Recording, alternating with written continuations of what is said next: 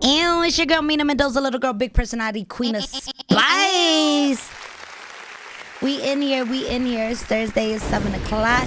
I'm drinking my coffee. I'm feeling good. It's gloomy outside, but it's not gloomy in here. Not at all.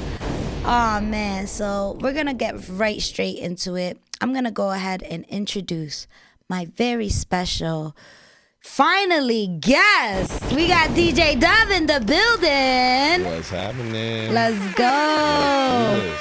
Definitely long time coming. I feel like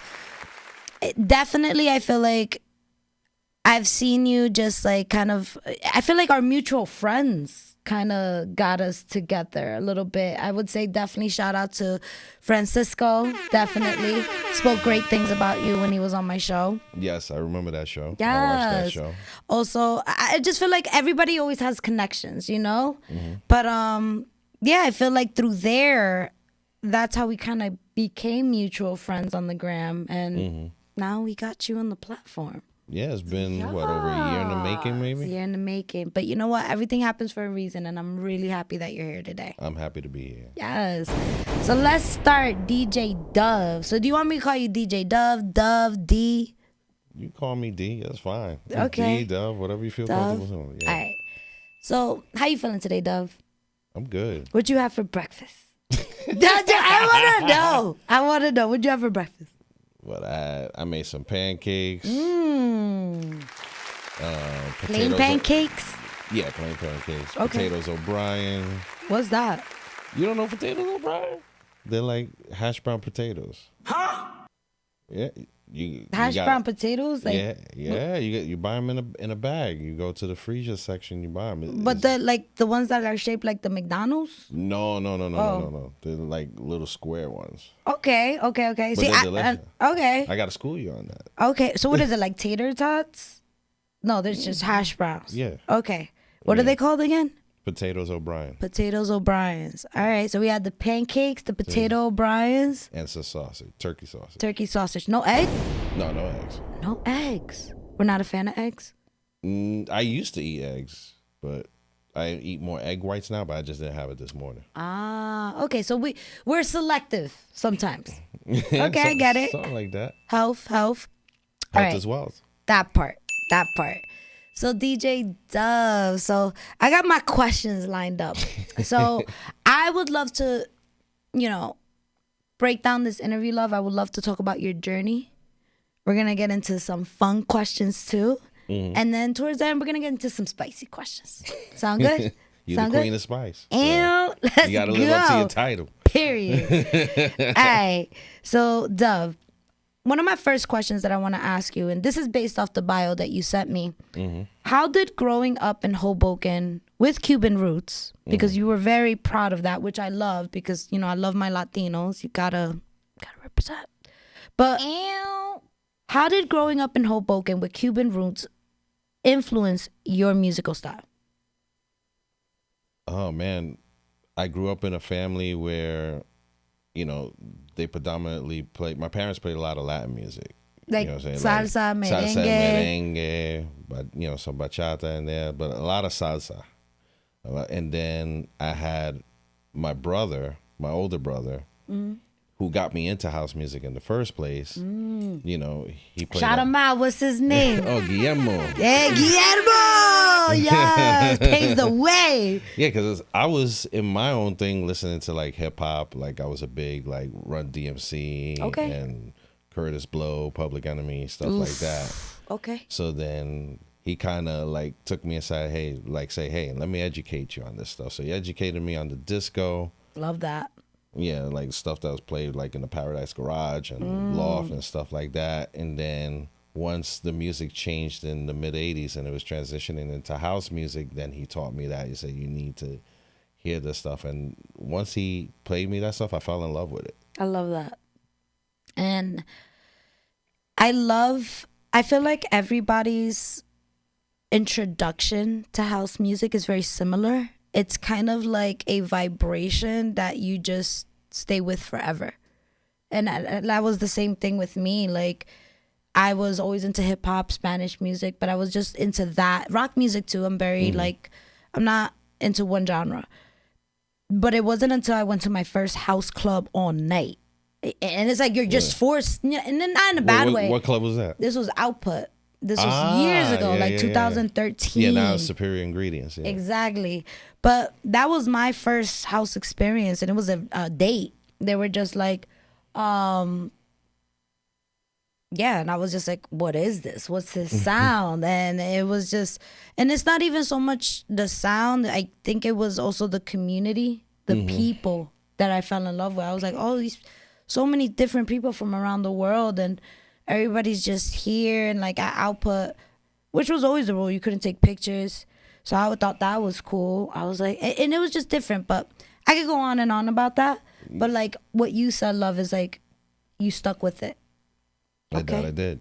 Okay. And then I got my first taste of house music in the clubs, first in New York. Okay. What club? It was Mars. Club Mars. Yeah. And then as far as Jersey, it was Club Zanzibar was the first. This is when I was in college, because I went to William Patterson University. Yeah. Zanzibar. Broad Street in Newark. Okay. I was like, that, people have mentioned that. Like, okay. It's legendary. It is. We're going to get back to that, though. I want to go into my next question, love. What was the moment that made you realize you wanted to become a DJ or producer? Because you kind of did both in that bio. Well, yeah, I started as a DJ first. Yes. Just watching some of my friends do it when I was young. And I was always curious. And one of those friends took time out to say, I'll teach you. And stuff like that. Good friend. Yeah, good friend. And not to mention, my brother was trying to be a DJ himself. He had DJ equipment in his room. So what I would do, he's like, listen, I got all the resources. Yo, I'm dead. Come to my house. Yeah. Yo, I'm dead. So like when he was at work, while he was at work, I would sneak into his room. Oh my! You were playing with the dags. Yo, it's like Step Brothers. You touch my drums? Yo, what the hell? Yo, shout out to Step and then Brothers. he noticed that there was some stuff, rearranged that he didn't put. And then he called me in like, okay, why you keep sneaking into my room, playing with my stuff? So instead of like really wailing on me, he put me on the spot. It's like, okay, let me see what you can do then, since you've been sneaking into my room so many times. That's cool. So then I showed him. He was like, oh, okay. All right, you good. That's right. But you can use my stuff. Just put it back the way it was. Yeah. Okay. But honestly, yo, shout out to brother, because that's dope. That's dope. For someone to let you use, his items, because one thing I learned about DJ equipment, it ain't cheap. And if it's cheap, it's going to be trash. So you don't want that. But you got to take care of it. Okay. Shout out to brother. Yeah. Okay. And then, once I was working and I was able to save my money, and then I bought my own stuff eventually. Okay. So you've worked with some big names in the industry. What was it like collaborating with artists like Roger Sanchez and Erick Morillo? Oh, man. It was a dream come true. But when you wrote that, I was like, oh, that's cool. But those instances wouldn't have happened if it wasn't for my mentor. Who is? That's DJ Disciple. Okay. Shout out to DJ Disciple. Okay. Yeah. Talk about it. I met him at a record store. I had seen him once before at a college event. He was DJing, but I never spoke to him. Was this in Jersey, New York? The college event was in Jersey. Okay. But I met him at a record store in New York called Downtown Records. It no longer exists. This is when vinyl was still around. So I was recording his shows all the time. Like after school, I would get the tape recorder ready and record his show. So I went to the store one day, and there was a song that I really wanted really bad, but I didn't know the name of it. So I was playing it for the DJ at the store, and then some dude starts walking in. He comes up to me. He's like, yo, what's that?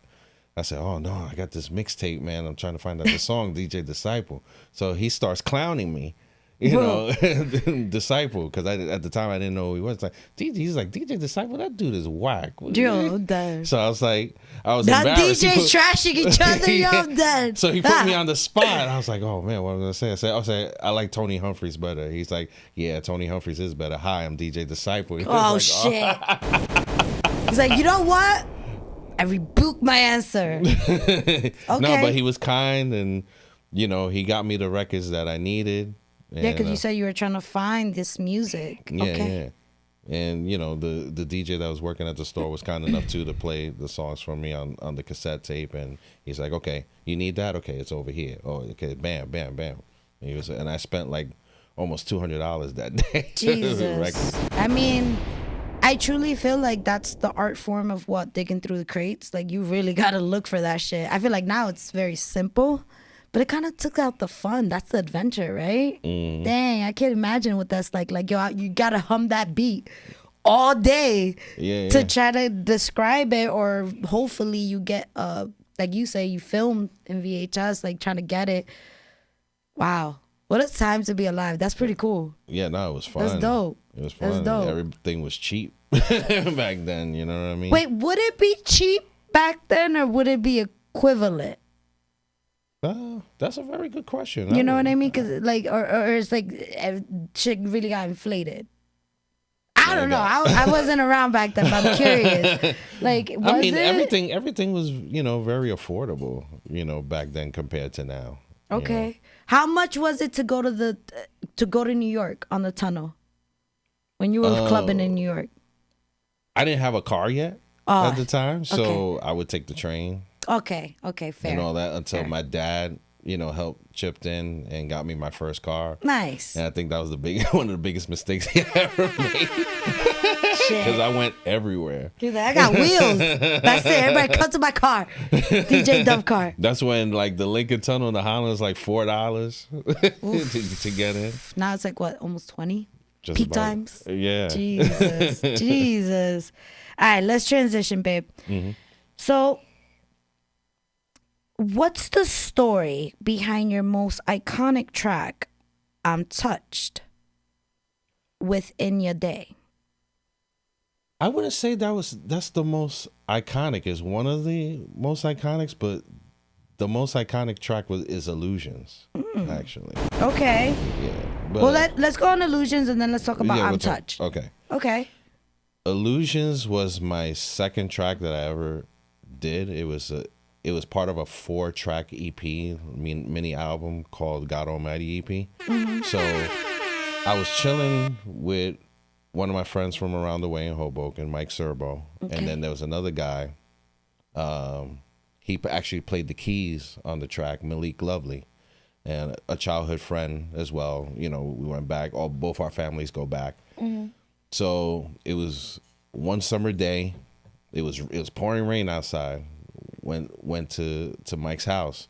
So he was teaching me how to, produce beats and everything. So I came up with an idea one day, and, Malik was tagging along with us, and I told him, hey, play some lines and, on the keyboard there, see what we can come up with. So he came up with the melody and everything. And Mike was like, yo, there's still the track is dope, but it's still something missing. Like, maybe put your voice on it or something. Like, my voice, like, I'm still not a big fan of my voice. Really? Either. I don't know. I'm hard on myself sometimes, but okay. So for some reason something came into my head, and I was joking around. I said Illusions, and he's like, "That's it." I'm like, "What's it?" Say Illusions.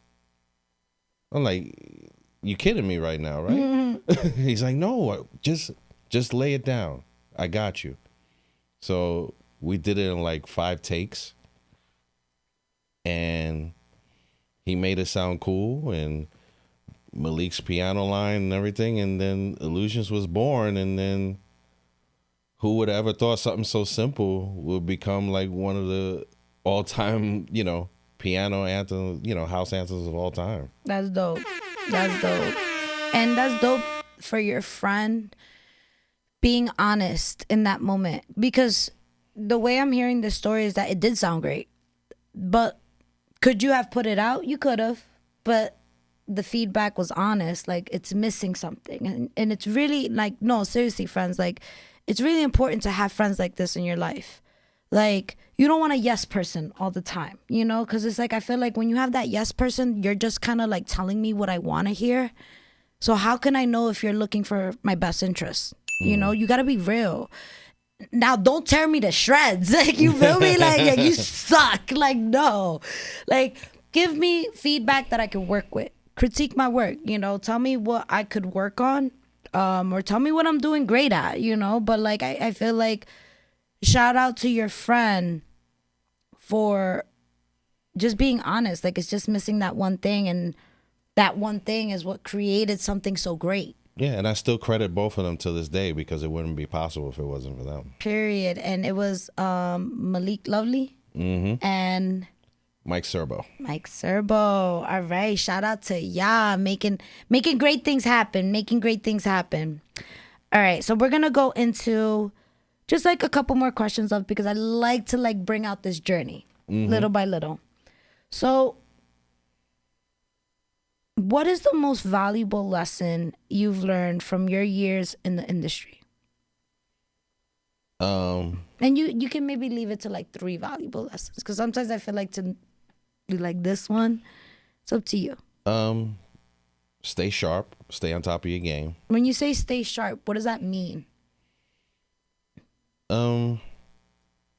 As far as music production, you know, always try to come up with something unique. Don't try not to follow trends. Whatever you hear is cool, and if you want to implement it, that's fine, but implement something that you come up with along with it and make it your own. Yeah. Okay. Be original.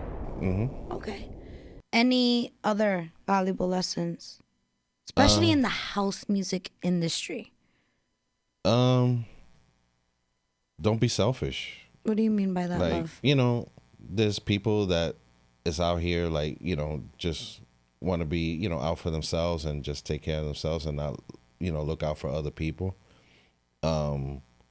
What I took in my journey and myself coming up is, you know, people helping me and taking a chance on me. So I'm giving back and helping, you know, people like Francisco, Samuel and Mike Para. Yeah. Oh, shout out to Mike Para. He was also a guest on my show as well. Yeah, as a matter of fact, we formed a group together called Sinónimo, which is, you know, synonymous in Spanish. I love that. I love that. Okay. So I'm just giving back and to make sure that the day that I walk away, I'm not ready to walk away anytime soon, but the day that I walk away, that the scene is in good hands. Love that. I love that. It's like you're leaving just like a great positive footprint, you know? I love that. Because it doesn't need to be like greedy. You know what I mean? Like, we could all take a piece of this, and I feel like we could all run with it and have our own journey with it. But I love that. We don't got to be greedy on it, you know? There's enough wealth to go around. That part. All right. So you mentioned that you were a resident DJ at Made in Italy, NYC. Yeah. So I don't know what that is, Made in Italy. So I gotta. What was that? What is that? Like, Made in Italy is a group that deals with music and fashion and all that. And one day, one of the heads of Made in Italy, his name's Francesco Baccaro. He came and heard me spin one day at this club called Quo. So he was very impressed with the way that I played. So he came up to me. He's like, yo, I really like your style. I want you to work with us. So I didn't really take him seriously at first because people come up to me and sell me dreams almost all the time. So I'm like, let's do it. Yeah, like, how do I know you're not just drunk right now? Like, you know, and I get you on that. There's some people that just be, and it's great. I love it. It's not negative. Right. Call me tomorrow, though, like when you're sober, you know, so I get it. No, he was very sober that night. And like a couple of days later, I get a call from his partner.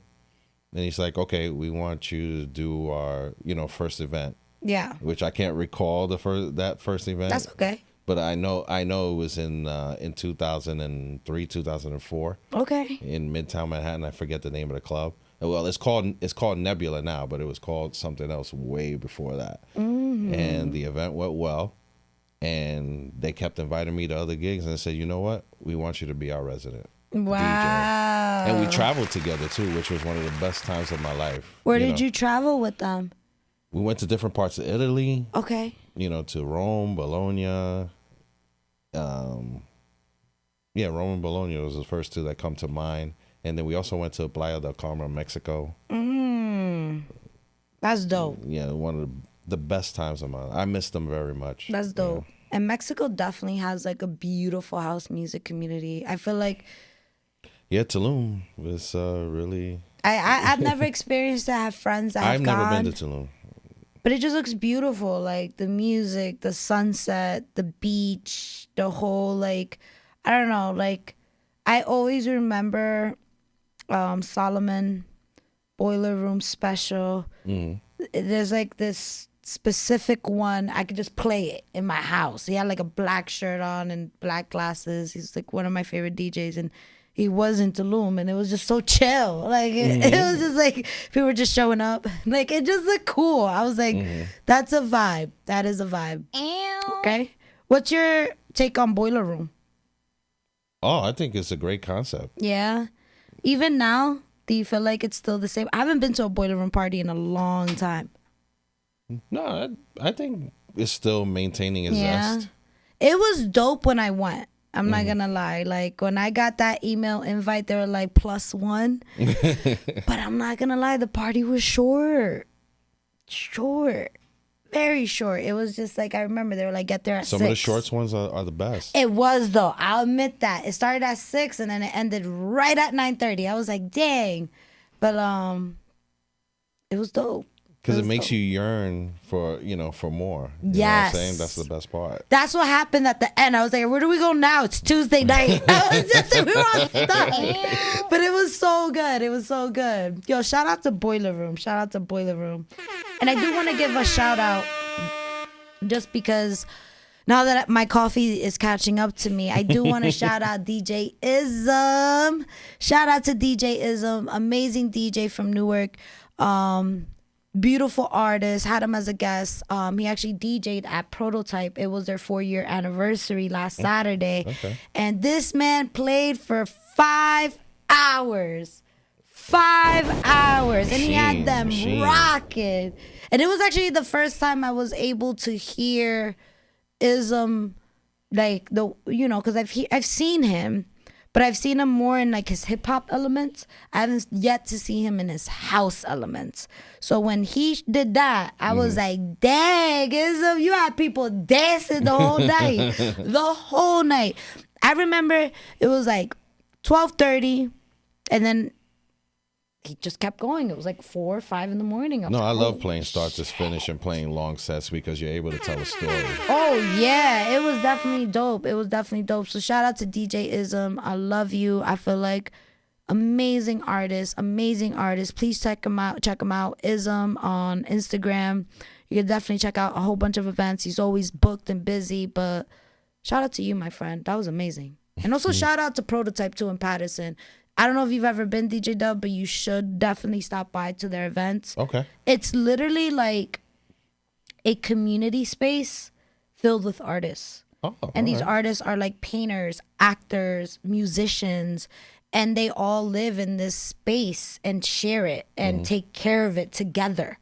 And then it's like one floor is just like that. One floor you can rent out like for elegant parties. And then the next floor, there's actually like lights and it's like, how did you build this in Patterson? I think it's great that people are starting to do like house music things in Jersey. And, I've discovered over the summer that there's a house scene in Dover, New Jersey. I was like, I didn't even know. There's a house scene in Passaic. I found out this summer. I don't know what the club is called, but it's a rooftop in Passaic. Beautiful. Oh, okay. Beautiful. Shout out to DJ Marcus. He was the one that introduced me to it. Marcus and Mike Foch, right?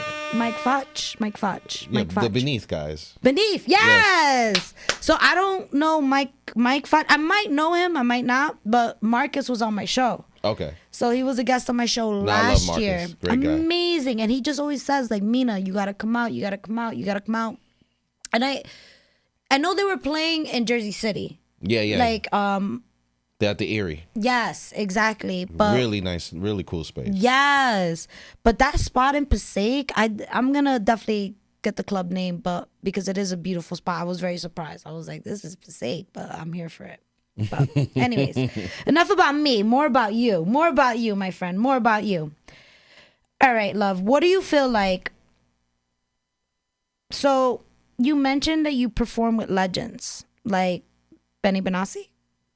That's legend.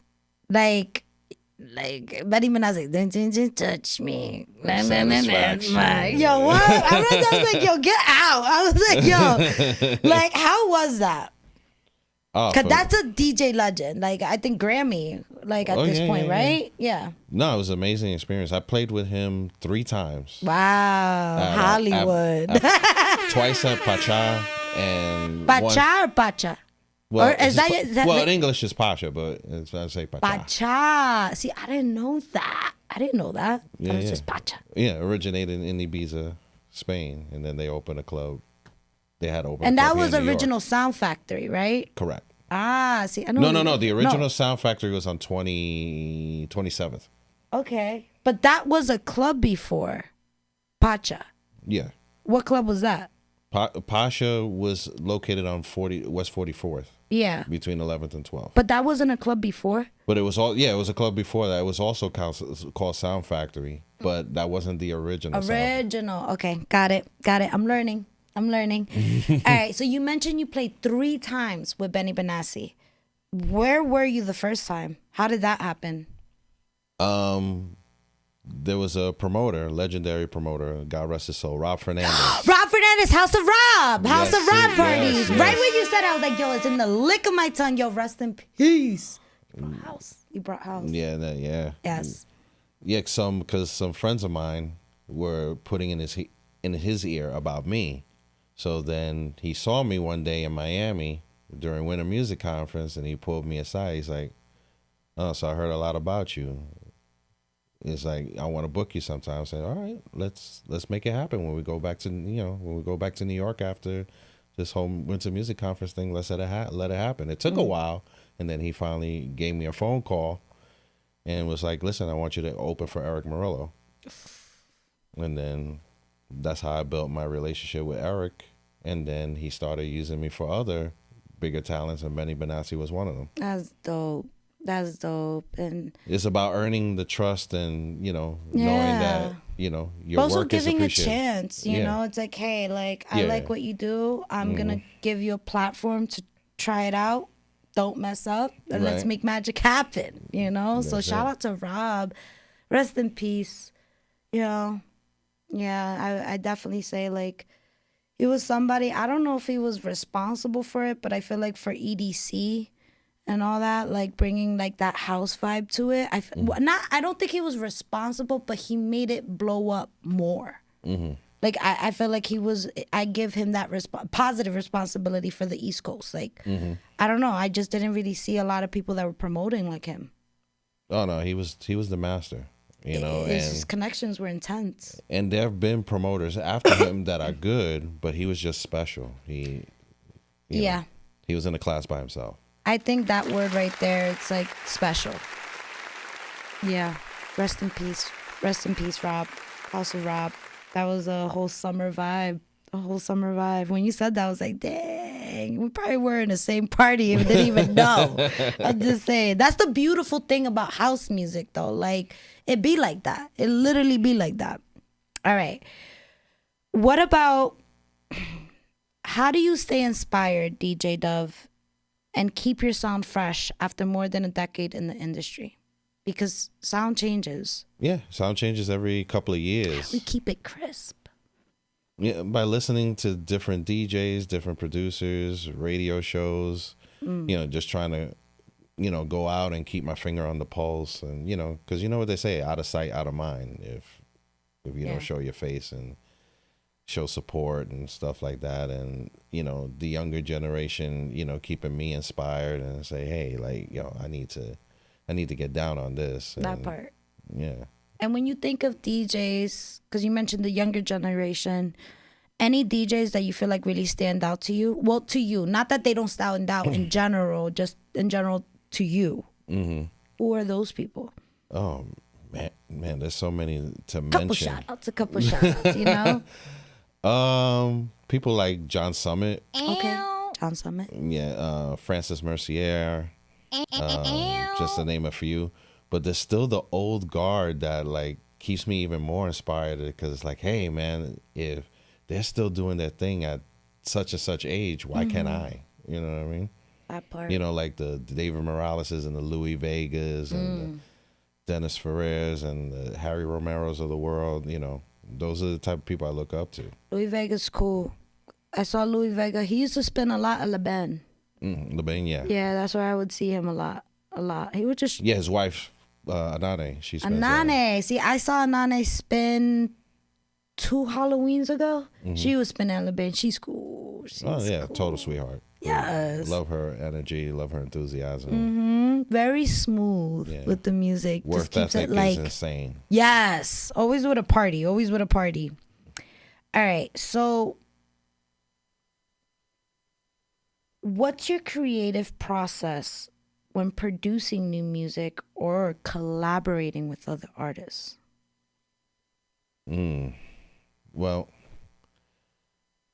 my muses is to always keep people guessing, doing something different, not staying in the same lane as far as genres. Because I've been into so many different types of music and so many different types of genres. I like being the hybrid, the chameleon. Okay. A little bit of everything. Yeah. And it depends on my mood that day, too. You know, I'll wake up and be like, I want to do something Afro, or I want to go industrial. Like I'm bad as hell. Now let me stop. Or I want to go back to where I originated from, which is from the soulful house scene, and because that side has never left me. Okay. So it really all depends on my mood that day, and then I'll share those ideas with people that I want to work with, and hopefully hoping that they're on the same page, and most times they are. So it makes my work a lot easier. So your collaborations are more in the moment. Mm-hmm. Okay. So truly organic, in the moment. Let's see what we can do at this moment. Exactly. Okay, I like that. Keeps things like fresh, spontaneous. That's fun. All right, talk about fun. We're going to get into some funny questions now. All right. What's the weirdest song request you ever received while DJing? Yo, keep it real, yo. Oh, man. Where you're just like, yo, get out of my booth right now, bro.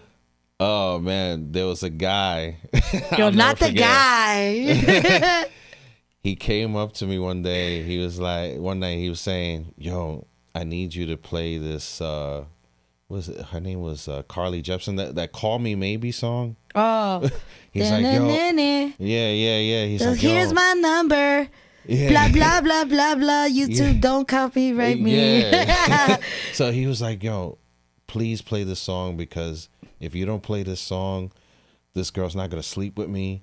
So I'll give you $50. I'm like, I had to look at him. Me and security are like looking at each other like, yo, is he really asking this right now? It's like, yo, this is pathetic. You mean to tell me that I have to play this song for you? What music were you playing before? I was playing house. Oh shit! And then to play that shit, that's like messing up you. I'm like, yo, everybody gonna look at you. I would announce and be like, yo, I'm only playing this because this guy needs to get laid. Yeah, it's like, and I'm like, you sure you're in the right place? Like, yo, that part. So I said, so luckily I had a house remix of that. Oh, so wow. I did him that solid. I don't know what happened after that, but he was a very happy dude. So. Okay. Call me maybe. It was really weird. I'm dead. All right. If you weren't a DJ, what completely random job would you be doing? You know what? I always wanted to be like a lawyer. Yo, shut up. Yo, what? Yeah, but I just I didn't have the patience to do all those years in like law school and stuff like that. It's a lot. It's a lot. I just think of Legally Blonde. I'm like, yo, she went to Harvard. Nah, let me stop. Because I used to watch a lot of those court shows back in the day, like divorce court and all that. And I say, yo, I think I could do this. But then somebody was talking to me. DJ Dove being the judge. Yo, Judge Marshall, Judge Trudy, Judge Dove. No, not a judge, but just a straight up lawyer. Okay. I can't do the judge thing. Yeah, okay. That's too intense for me. Okay, so you would possibly be a lawyer. Yeah, I can't see myself using the gavel. Say I find you guilty. No, I can't do that. Okay. That's cool. I like that. Like, we thought about it. That's cool. That's very two different things. Very two different things. And I also wanted to be like a sports star too, because I used to play basketball and baseball. So you wanted to be the athlete? Yeah. What? So basketball specifically? Yeah, specifically basketball. Oh, shit. DJ Dove can dunk. No, I couldn't even do that. He can dribble. Like, yes. Yo, like we're figuring things out. I didn't have enough ups for dunking, but you know. He can defense. Yes. All the D's. Could definitely block shots, yeah. Block them. Get out of here. I mean, you're tall for it. I can't do shit like that. I cannot do shit like that at all. All right. Dove, if you could listen to only one song for the rest of your life, what would it be? Oh, man, that's a good one. Told you it was going to get funny. Believe it or not, it would be Rick James and Tina Marie, Fire and Desire.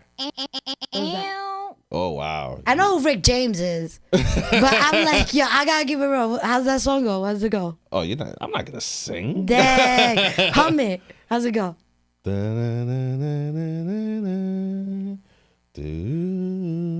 Why? Why that song? That's an intense song. I'm gonna look that up after this. I'm gonna Rick look James that up. had a lot of hits. Okay. But that one with him and Tina Marie, it just, the words, just the energy and the message, and I just love that song. I could listen to that song all the time. Never get tired of it. Rick James looks like he was a very talented human being, but just knew how to party. Oh yeah, he loved to party. For real. I was like, yo, I Party can all the imagine time. that part. All right. What's the most ridiculous thing you've seen someone do on the dance floor while you were DJing? Oh, wow. I've seen many. And I Give still do. me your top two. Your top two. 2 girls doing the Running Man. I'm done. Okay. One. Okay. And then a guy moonwalking and then trying to break dance. Okay. On the floor. Okay. But in the process gets hurt. At that point, just stick in your lane. Hurt his ankle. Now you can't dance no more. Trying to make a move, and it's like, oh man, why did he do that? He didn't need to do that. That's crazy. I love. Let's be vulnerable a little bit. What's the funniest or most awkward thing you've said on the mic during a set? And it wasn't at a club either. Okay. I did one of my female's best friend's wedding in early 2000s. And, not only did I have to DJ, I had to MC the thing. So when I was introducing her father, his name is Angus. But I messed up his name. Instead of calling him Angus, I called him Agnes. And he was pissed. Wait, what was his name? Angus? Angus, yeah. Angus. You called him Agnes. Yeah, I called him Agnes. I was like, and then I didn't realize it until after the fact. So my best friend comes up to me. She's like, yo, you called my dad Agnes. And I'm like, I did? He's like, don't worry about it. But he's upset, but don't worry about it. Just try not to mess up his name again. Yeah. That shit mad funny. I'll be laughing. I'll be like, yo, your name's Agnes. Yeah, man. I felt so bad. I mean, you ain't do it on purpose. No, I know, but I should have got that right though. Yo, honestly, I'm on that wave. I be murdering names all the time. All the time. I have to literally look at the name now before my show and say it a couple times before I murder it on the mic, because it's happened live for sure. So I know you didn't do it on purpose. It's No, all love. All right, love. If you had to choose a theme song for your life, what would it be? Sounds of Blackness, Optimistic. What's that? You never heard of group Sounds of Blackness? No. Wow. I'm getting put on. Yeah, you need to get educated. Yeah. Okay. God, Sounds of Blackness, they're a gospel group. Because I like to listen to gospel music as well. Okay. So their first ever record is called Optimistic. As long as you keep your head in the sky, be optimistic.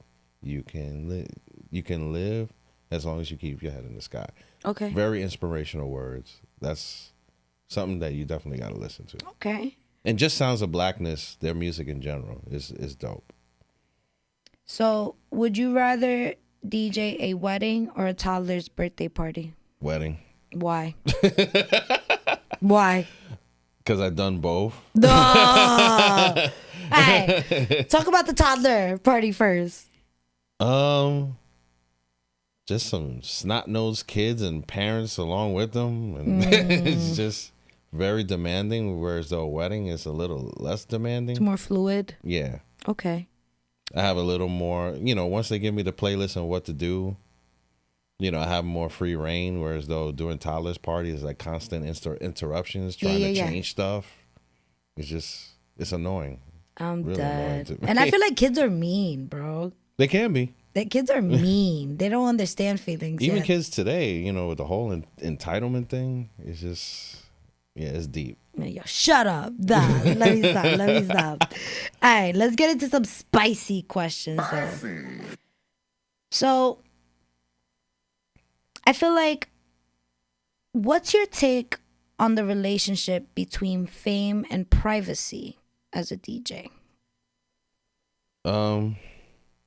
I never went into it as far as for fame. Yeah. I went into it just to be respected, just to be, relevant. Mm-hmm. And I feel that every artist or DJ or whatever have a right to their privacy and not, publicize everything, kind of like how social media is today, where people have to talk about every single thing.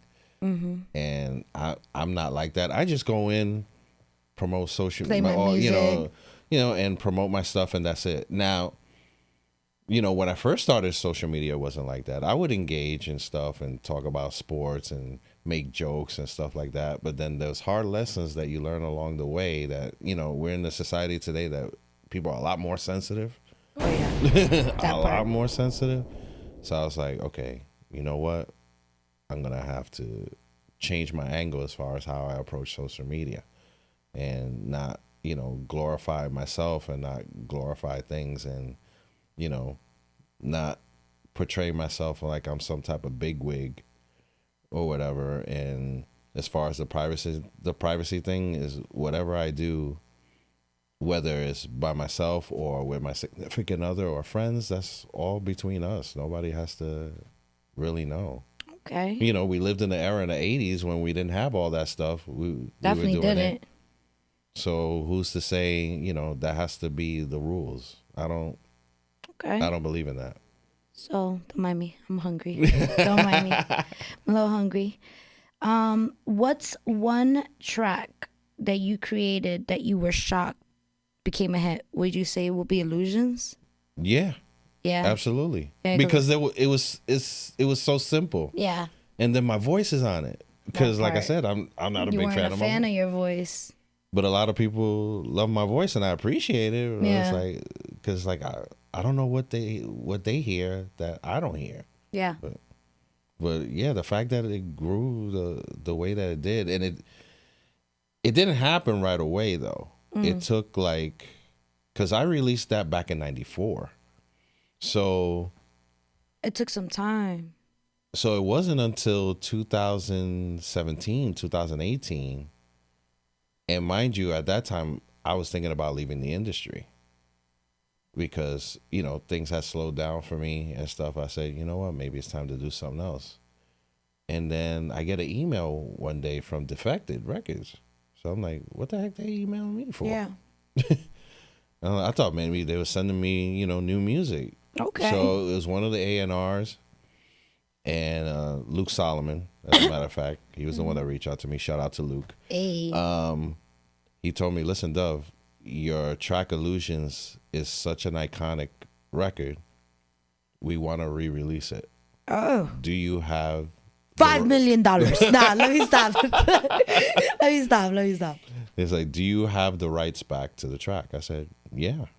And I made sure. I looked all over for that contract because I signed it so many years ago. And I said, okay, cool. I'm in the clear. Yes. Because that's important. Very important. Yeah, because I wanted to make sure that they only had it for, the label prior had it for a certain amount of years, and it wasn't perpetuity or anything like that. So once I saw that, I was like, wow. I was stunned. I'm still stunned to this day. Yeah. So I gave it to them. They did work, and now it's like over 1 million streams. Hey. And I'm close to 1.5 million, which is gonna make it platinum. So pretty soon I'll have my very first project that's ever went platinum. It's crazy. Yo, where's that button, Marv? You seeing a master at work? Master, a little button. Oh. And I'll receive a plaque from it too. So that's something that I could hang on my wall and say, you know what? I did that with my boys, That's dope. That's dope. You're seeing a master happening over here. That's dope. That's really cool. And I feel like with house music, I feel like that sometimes I hear that a lot though. Like they'll release a track and it won't get its momentum till years later. I was very surprised with Black Coffee. Like when Black Coffee, like I remember the first song I heard of him was Superman. When I first heard Superman, it was back in 2016. But then when I looked at when the song was released, it was actually released back in like early 2000s or even further. Well, it was like Superman, right? Superman. Yeah, 2009. No. 2009, 2010, around there. I just was very surprised at how much older it really was. Because I remember where I was at the first time I heard it. It was in 2009. I heard it in Brooklyn by my mentor. He was the one that played it. Superman, Black Coffee. I think it might be older, love. Like, could be, but I remember 2008, 2009. Around there. I mean, I was just very caught off guard when I heard it. I was just like, this is that old? Like, I had no idea. That and just... Yeah, you still play it to this day. People still love that record. Oh, absolutely. Like, that was... And then, I don't know. With me and Black Coffee, I love Black Coffee when he wasn't as... Because I feel like once everybody fell in love with him... What, like commercialized, you mean? Yeah. Like, it made it harder to see him. That's what it is. Because it's like, I like events that have a lot of people, but not where it's like not fun, And I don't know if you know what I'm talking about. I'm pretty sure you do. I just feel like there has to be, I don't want to say a capacity, but in a way, yes, a capacity, because I feel like you want to be able to dance, you want to be able to move. We don't want to be like sardines, And now we live in a time where people want to be on their cell phones and take pictures, and there's nothing wrong, capturing a moment, but you're there to dance. That part. I get so mad because I'm short. So I get so mad when I'm out there in the pit, and I'm dancing and stuff, and I can't see much because this person's like this the whole time. I be bumping into them. I be like, oof. No, it's frustrating. Yo, I'm dead serious. My girlfriend and I'll let you rock for 2 minutes, and after that, I'm pushing you. No, it's very frustrating. I paid $75 for this My lady and I ticket. went through that recently when we went to Marquee, and I went to see my good friend Bob Sinclar. Okay. And he played a good set, but everybody was standing around. And then when we went to see him, in the back afterwards, like, he was upset. He was like, I'm not feeling this place. I should quit. DJ. I'm like, what are you talking about? It's not you. It's them. It could be the venue too, love. I'm not a big fan of Marquee. No offense, Marquee. No offense. I've been to Marquee only twice, and I never went back. No, I used to work at Marquee in the beginning when it first opened years ago. So, and it's changed a lot. It has. Yeah. From the structure to the clientele, it's changed a lot. When I went to Marquee, I remember I went for a Guy Gerber party. And there was another, I think, Dubfire too. Mm-hmm. It just felt like too posh. I mean, I don't know if it's like that anymore, but it just felt like, to me. No, it's still kind of that way. You get what I'm saying? Like, if I see too much high heels, I'm like, I don't know if this is my spot. Because, like, I wear sneakers and I'll look cute, but I'm ready to dance. I'm ready to sweat. If I see too many people dressed up, it's kind of like. Yeah, the people there are more for show and being yeah, like you're here seen for and be getting picked up VIP and all like that, Yeah, and yeah. bottle service, which is cool. But you're not on the floor dancing. And that's what I notice a lot with these places. They're not dancing. And, you know, unfortunately, the clubs that I do like, it's a different vibe. People dress more to dance. They're more in those comfy clothes. Right. So I think that's why I just didn't like Marquee. I will say, though, they were very nice people. I lost my purse and they found it. I always remember that. I had mad money in my wallet. They returned it. I was like, shit. I was like, that's cool. But Hey, nobody carries cash anymore. What you know? yeah, they do when it got that 4% credit card fee. Like, let me tell you something. I will carry cash proudly. Listen, proudly. There's a big difference sometimes when that skyrockets that price. So I'll rock both. But I remember they gave me back my wallet, my purse, no problem. But maybe it could have been the venue for him. You know, I don't know. Well, that's the first time I stepped into Marquee since 2019 when I went to see Erick Morillo. That was the last time I was in there. When I was in Marquee, it was 2014. Okay. I remember, and that was the last time. I was like, I can't. And maybe I just probably went on a bad night. I don't know. I just wasn't feeling the vibe in there. Wasn't feeling the vibe. All right, love. I'm going to ask you some very creative question. So This is the Mina Mendoza card. With this card, this is like an American Express Platinum card. There's no limit, no interest, nothing. But there's a catch. Okay. You could only have this card for 24 hours. So it's truly on some Cinderella-ish. So the minute it's 12 a.m., you can do whatever you want. Okay. But it's only till like 11:59 p.m., like that. Okay. You also have to be very realistic with what you're asking for. So I've had guests like, I'm just going to take a plane ride all around the world. Yeah, that's cool. But you also got to understand that time that's going to take you on that plane, it's being taken out of your 24 hours. You know what I mean? Like if you want to go to Europe and it's going to take you 6 hours, you're going to have to also count the 6 hours back. So that's actually 12 hours. That's half of your 24 hours. So I'm going to give you this card, love. There's no limit. The world is your oyster. You could do whatever you want, but it's only for 24 hours. Okay.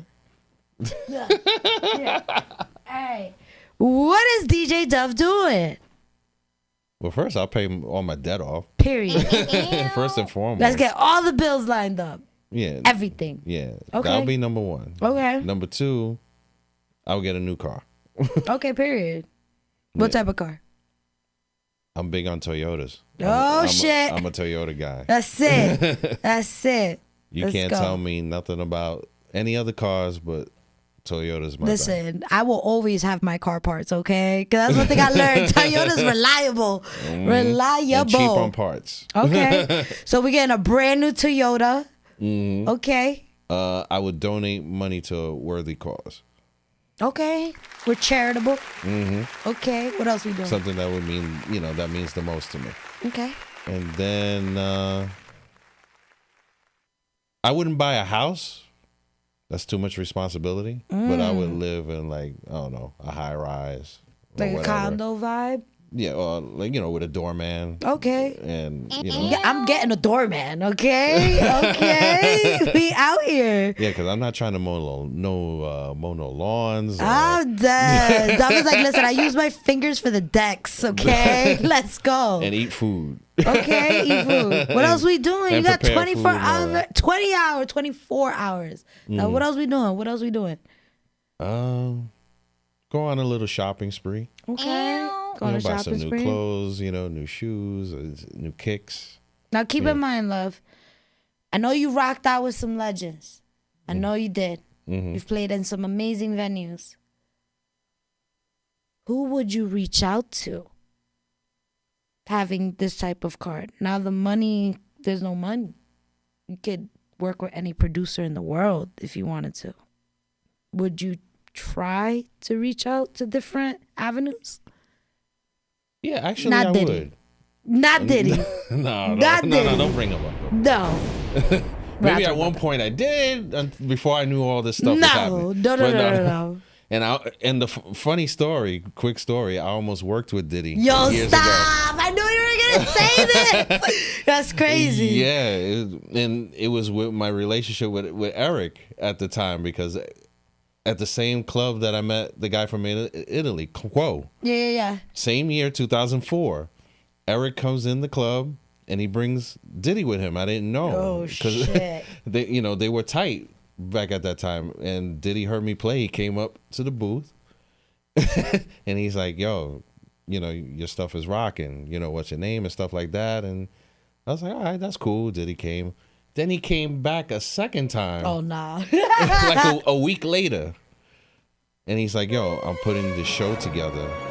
I'm doing a house album for Bad Boy, and I want to bring you on tour with me with Armand Van Helden. Yo, not on tour.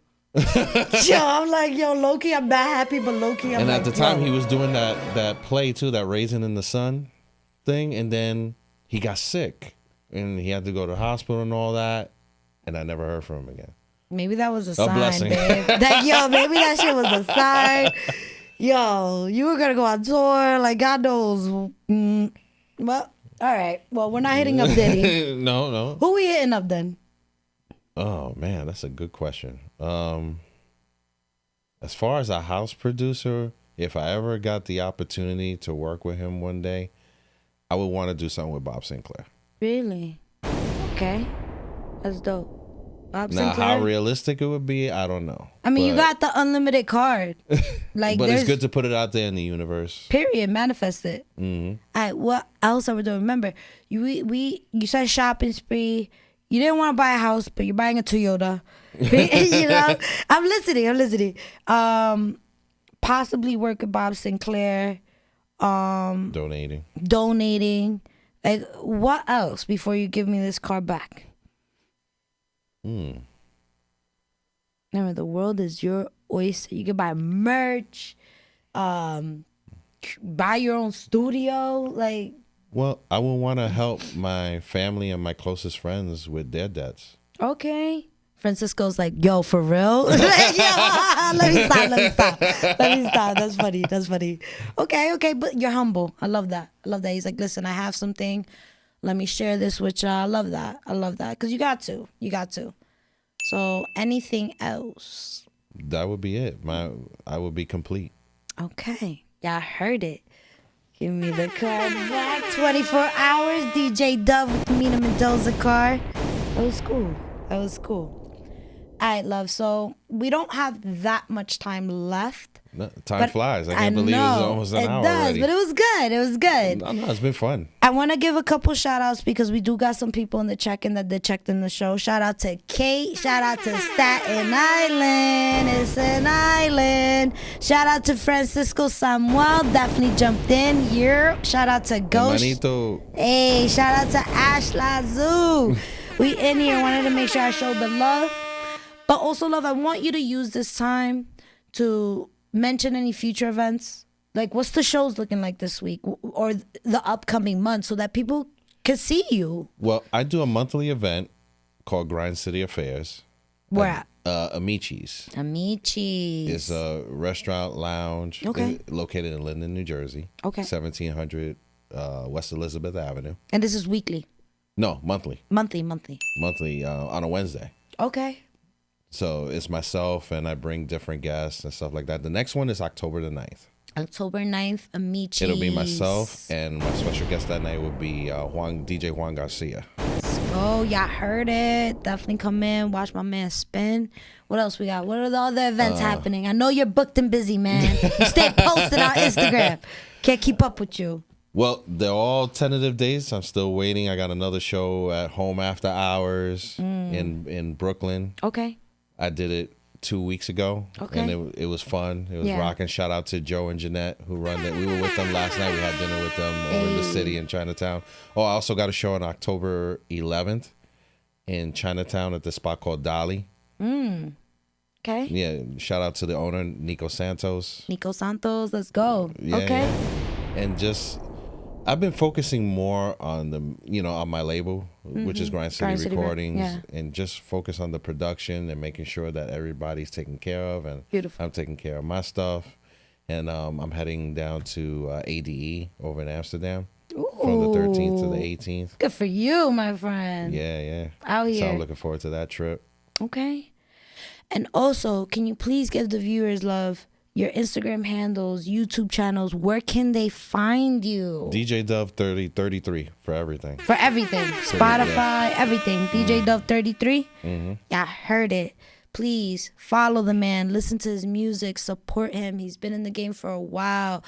I'm learning things, And I'll definitely say, love, this has been an amazing interview. I feel like thank you for having me. Oh, it's a vibe. We're definitely bringing you back. We're bringing you back. I would love to come back. It's been a vibe, Everybody that is tuned in with us, don't forget to like, share, and subscribe to the YouTube channel, especially if you like content like this. Don't forget also to follow me on Instagram. You got Queen of Spice. That's Queen #0 of Spice. Follow me, shoot me a DM. Let's network. Let's collab. And let's just keep things going. Let's keep the vibes going. And before we leave, my friend, if you could say one quote to somebody that's aspiring to be a DJ, what would that be? Don't take no for an answer. Just be tenacious. Work on your craft. And, rejection is part of the game. Okay. Don't let it discourage you. That part. Yeah, I heard it. DJ Dove himself.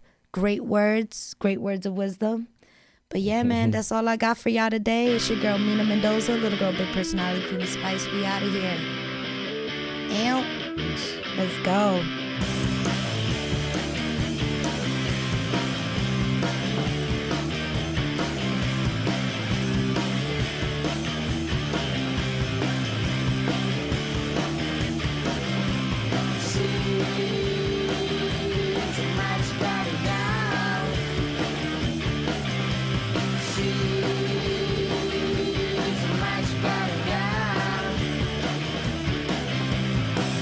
Small, small, small, small, small, small, small,